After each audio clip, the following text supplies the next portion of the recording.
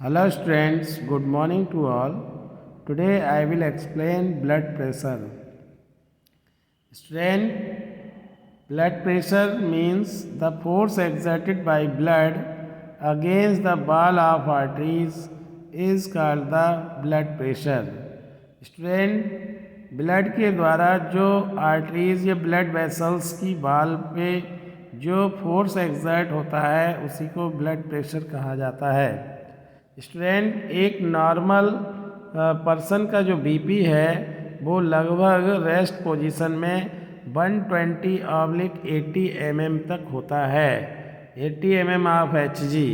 यहाँ Hg की मतलब होता है मरकरी का लेवल जो स्पिग्मोमैनोमीटर में जो देखा गया है वो स्टूडेंट 120/80 mm तक पहुंच जाता है।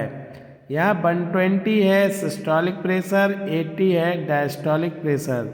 स्टूडेंट, जब वेंट्रिकल सिस्टोल कंडीशन में होता है उस दौरान ब्लड जो है वो स्टूडेंट बॉडी पार्ट्स में पंप किया जाता है।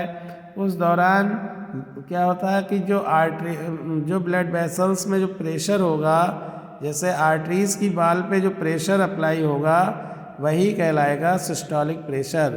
और जब वेंट्रिकल रिलैक्स पोजीशन में होगा, डायस्टोलिक कंडीशन में होगा, उस दौरान जो भी ब्लड के द्वारा प्रेशर अप्लाई किया जाएगा आर्टरीज की वॉल पे that is called the diastolic pressure. तो यहाँ पे स्टूडेंट ब्लड प्रेशर की दो कैटेगरी है, systolic and diastolic pressure. Systolic pressure means होता है आप blood pressure measured during the systole of ventricle is called the systolic pressure। जब स्टूडेंट जो वेंट्रिकल होता है उसके सिस्टॉल के दौरान या कॉन्ट्रैक्शन के दौरान जो ब्लड प्रेशर मेजर किया जाता है that is called the systolic pressure.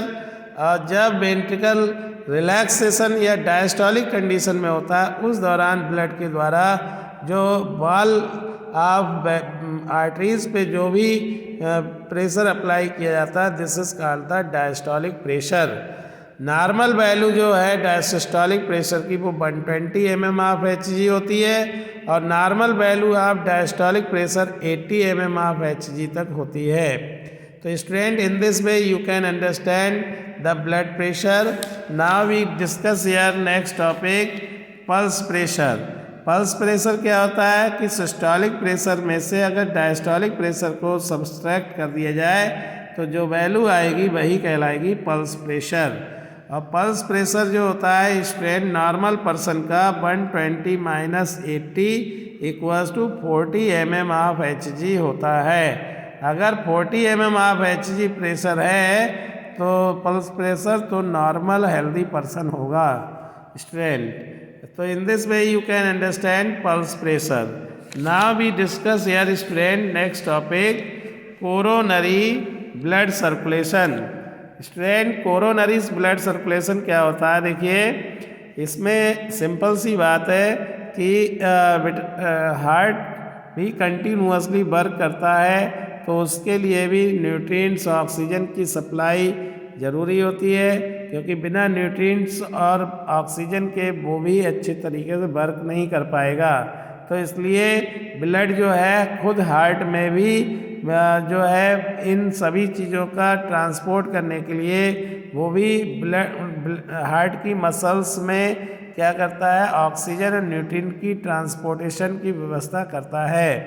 तो it is a pathway of blood through arteries from the aorta arising from heart and returning to the right atrium।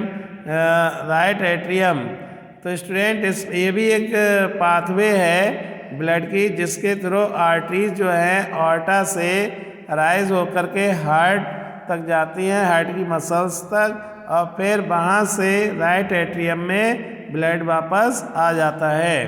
तो स्टूडेंट, जो coronary artery होती है वो oxygenated blood की supply heart तक करती है और फिर डीओबी जो है वापस कोरोनरी वेन के थ्रू आता है तो टू द राइट एट्रियम। तो स्टूडेंट, इसी को कोरोनरी ब्लड सर्कुलेशन कहा जाता है। तो देखिए लेफ्ट वेंट्रिकल से ऑर्टा में ब्लड गया ऑक्सीजनेटेड, और फिर ऑर्टा से कोरोनरी आर्टरी में स्ट्रेन, और कोरोनरी आर्टरी से ऑक्सीजनेटेड ब्लड गया कैपलरीज में, और कैपलरीज से डीऑक्सीजनेटेड ब्लड कोरोनरी वेन में आ जाता है, कोरोनरी वेन से फिर डीऑक्सीजनेटेड ब्लड आ जाएगा राइट एट्रियम में। तो ये सर्कुलेशन कहलाएगा स्टूडेंट, ये सर्कुलेशन कहलाएगा कोरोनरी सर्कुलेशन। और फिर राइट एट्रियम से ब्लड जो है राइट वेंट्रिकल में जाएगा, राइट वेंट्रिकल से लंग्स में, लंग्स से फिर लेफ्ट वेंट्रिकल में ऑक्सीजनेटेड ब्लड वापस आ जाएगा। तो student this is the coronary blood circulation. Student next I will discuss here hepatic portal system. Hepatic portal system student क्या होता है, देखिए इसमें सिंपल सा लॉजिक है कि कुछ when the venous blood some organ of the body is redistributed in the some other organ of the body। स्ट्रेंट होता क्या है, जो वेन्यूल का मतलब वेन्स का जो डीऑक्सीजनेटेड वो जो भी ब्लड है वो कुछ ऑर्गन से रीडिस्ट्रीब्यूट होकर के कुछ दूसरे ऑर्गन में, मतलब एक ऑर्गन से दूसरे ऑर्गन में फिर से रीडिस्ट्रीब्यूट जब हो जाता है तो स्टूडेंट जो डायरेक्टली हार्ट में वापस नहीं आता है, लेकिन वो एक ऑर्गन से दूसरे ऑर्गन में चला जाता है बिना हार्ट में आए हुए, तो इसी को पोर्टल सिस्टम कहा जाता है। स्टूडेंट यहाँ पे देखिए जैसे ये स्मॉल इंटेस्टाइन है, यहाँ से कैपलरीज के थ्रू ब्लड जो है वो आया किसमें, हेपेटिक पोर्टल वेन में, और फिर यहाँ से कैपलरीज के थ्रू पहुँच गया लीवर में।